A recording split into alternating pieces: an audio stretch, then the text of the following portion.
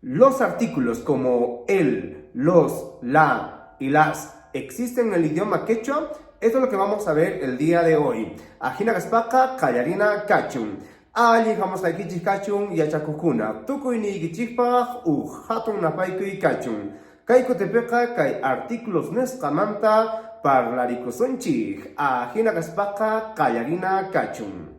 Pero antes de empezar este video, como siempre te invito a que te suscribas a este canal, que nos regales un like y que puedas compartir este contenido a todas aquellas personas que están interesados en aprender esta lengua quechua. Ajina kaspaka, kallarina kachun.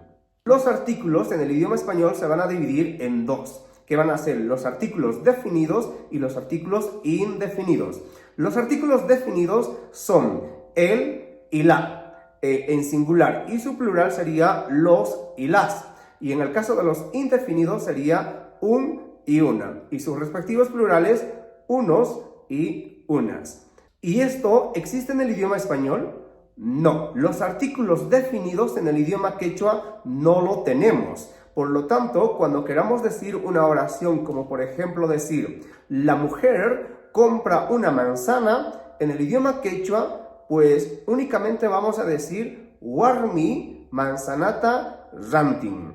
En el idioma español tampoco vamos a poder sustituir el artículo porque necesitamos sí o sí para formar una determinada oración. Porque yo no puedo decir mujer compra una manzana. Para ello necesitaríamos los determinantes. Por lo tanto, el artículo sí o sí va a estar presente en el idioma español. Pero en el idioma quechua, no. Únicamente decimos huarmeca, manzanata, ranting. Vayamos por otro ejemplo. Digo, el perro camina por la casa.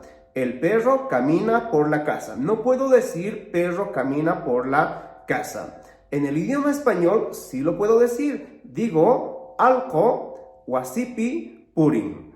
Alco, wasipi, purin.